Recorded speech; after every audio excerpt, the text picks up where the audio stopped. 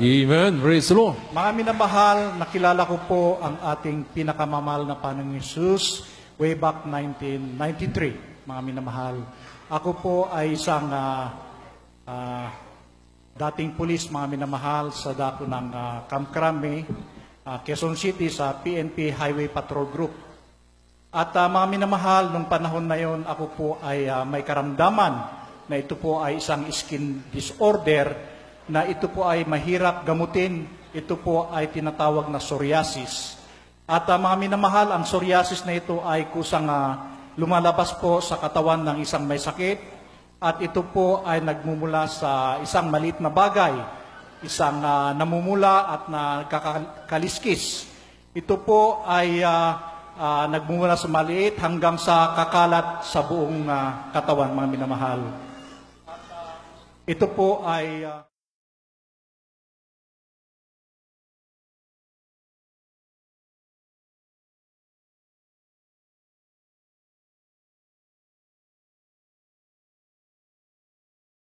mahirap gamutin sa larangan ng medisina, maging sa larangan ng albularyo.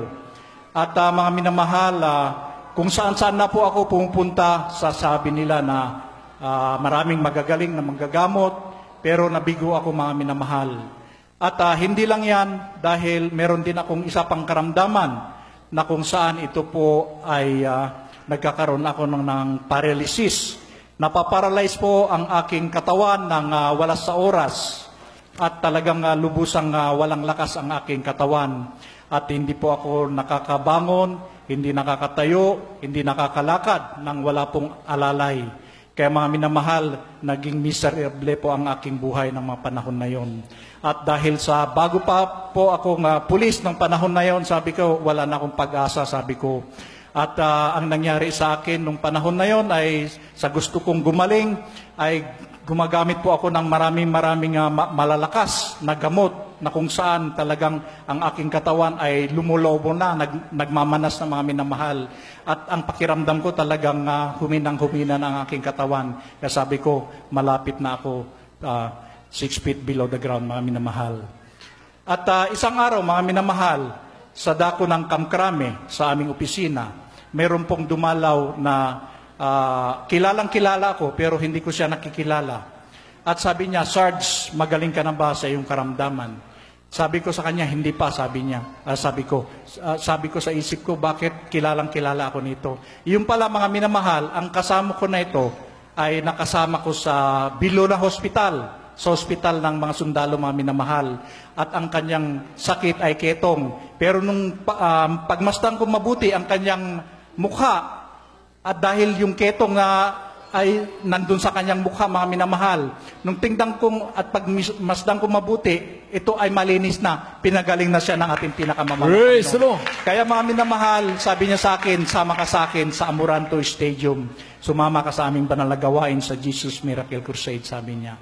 Mga minamahal, ako po ay sumama sa kanya, umaten ng ating banal na gawain, nagpabautismo sa ating pinakamamahal na Panginoon Jesucristo.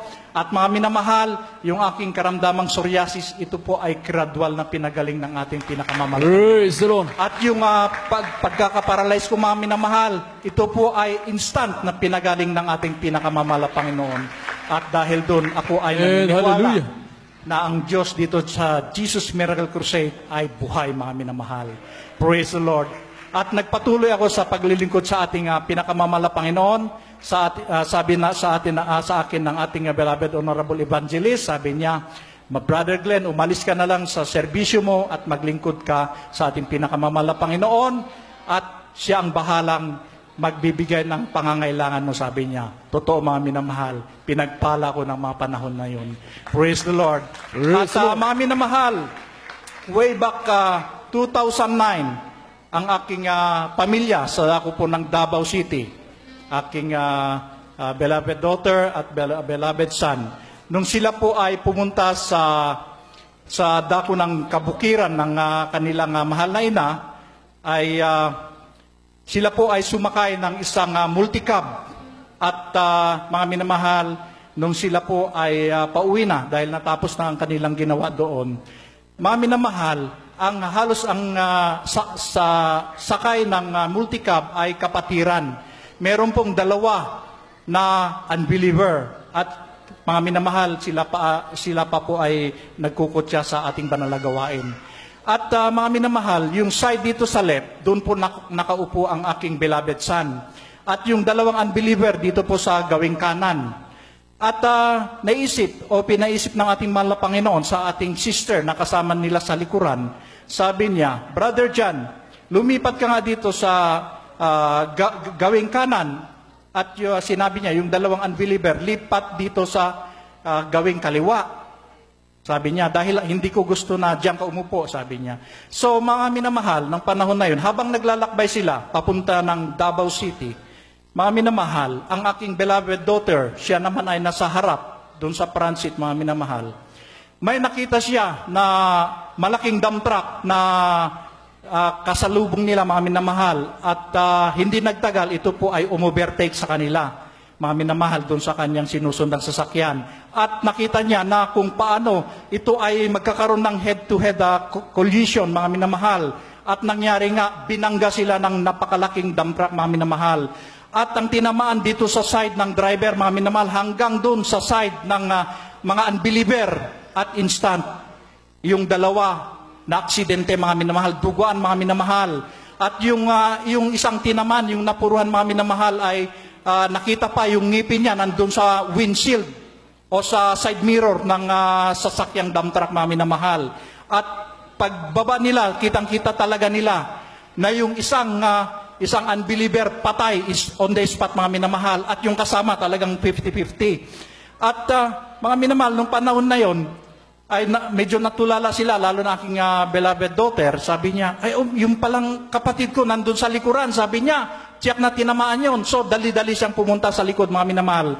At ang nakita niya at nadatnan, yung dalawang unbeliever. At talagang nakita niya, yung baba daw ng unbeliever na namatay ay talagang na laylay na, mga minamahal, na lose na talaga. At wala silang iba ginawa, mga minamahal, kundi nagpuri sa ating pinakamamahal na Panginoon. Tapos nilehans ang patay na unbeliever. Ito ay binuhay ng ating pinakamamahal na Panginoon. So, mga minamahal, doon pa lang sa portion na yon ay niligtas na aking beloved son dahil siya sana ang madidisgrasya pero pinalipat dito sa gawing kanan. So, napakabuti po ng ating pinakamamahal na Panginoon. Praise the Lord. Hallelujah. Praise the Lord. At hindi lang po yan, mga minamahal. Year 2012, ang aking beloved daughter, nung siya po ay nagdadalang tao, 8 months po ang bata sa kanyang sinapupunan. Nakaramdam po siya ng pagsusuka at pananakit ng ulo, mga minamahal. At sabi nila, siya ay nagkukumbulsyon ng panahon na yon. At mga minamahal, hindi nagtagal, siya po ay nawalan ng malay, kung kaya't ang kanyang beloved husband, itinakbo po siya sa hospital, mga minamahal. Ito po ay naganap sa dako ng Tayug, Pangasinan. At mga minamahal, nung panahon na yon, siya po ay dinala sa hospital at sabi ng doktora at yung nurse na tumingin sa kanya, dahil wala po siyang malay, sabi niya, na ito ay nalagutan daw ng ugat sa kanyang batok, kung kaya't kumatos, sabi niya. At tinignan yung bata sa kanyang sinapupunan. At ang sabi niya, patay na ang bata kasi hindi na gumagalaw. So, ganun ang naging findings ng doktor doon, mga minamahal. Dahil sa gabing mga panahon na yon, madaling araw, tumawag ang aking beloved son-in-law. Sabi niya sa akin, Papa, punta ka na rito sa hospital, dito sa Pangasinan, at si Malen, Sister Malen, ay critical, sabi niya. Masamang kondisyon. Bakit? Sabi ko, nagsusuka siya at nagkukumbulsyon siya, sabi niya. At delikado, sabi niya. Pero bakit, sabi ko, bakit pa ako pupunta dyan? Ay nandiyan ka naman bilang asawa, sabi ko.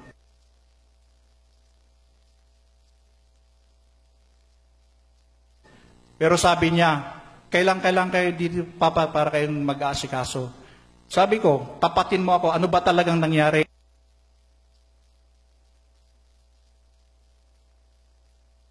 Sabi niya, si Malen po ay wala ng buhay, sabi niya. Ang aking daughter,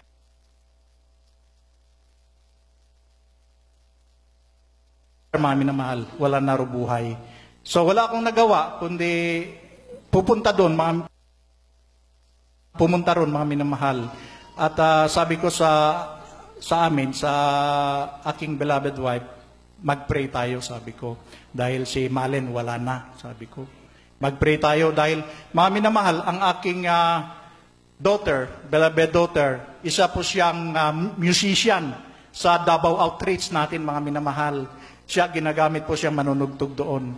At sabi ko, dahil bata pa siya, kailangan pang maglingkod sa ating mga mahal na Panginoon, patuloy ang kanyang pagtutugtog, sabi ko. So, yun ang pinalangin ko, buhayin niyo siya, mahal na Panginoon. So, na madaling araw na yon, kami po ay pumunta na aking beloved wife sa dako po ng Pangasinan. At nung nasa taas po na kami ng Dalton Pass, doon sa amin, sabi ko, biglang tumunog po yung cellphone at kinausap po ako. Sabi ng sister na nag-alalay sa kanya sa ospital,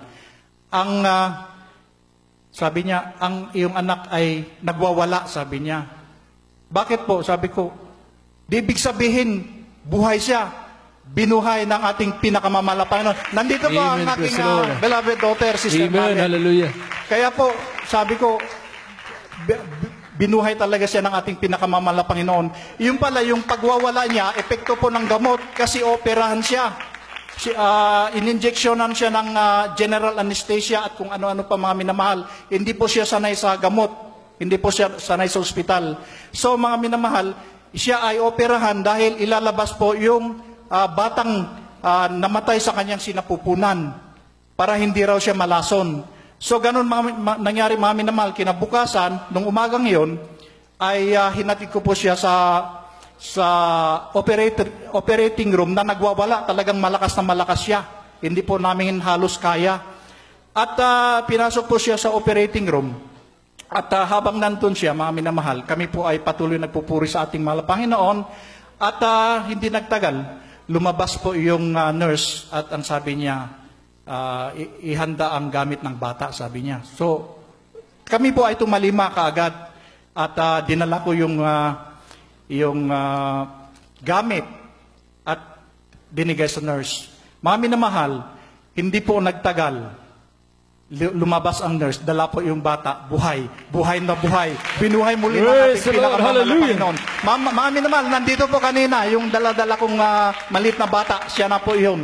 At talagang very attentive, very alert siya, mga minamahal. Kaya, mga minamahal, yung sinabi po ng doktor, nagkamali po siya. Ang sabi niya sa aking beloved daughter, kumatos. Pero mga minamahal, ang aking beloved daughter, kasalukuyang nagtatrabaho po sa call center dito sa Convergys. Bago lang po, 3 weeks pa lang siya. Galing po siya ng Davao City, call center agent siya, mga minamahal, nag-transfer dito sa dako ng Baguio, mga minamahal. So, mga minamahal, purihin po ang ating pinakamamahal na Panginoon. Napakaganda at napakasarap maglingkod sa ating pinakamamahal na Panginoon. Talagang napakabuti po niya, mga minamahal. Pinapakita niya ang kanyang pagpapahalaga at pag-ibig sa ating lahat, na kanyang anak, mga minamahal.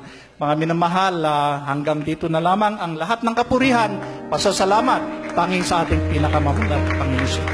Praise the Lord. Hallelujah.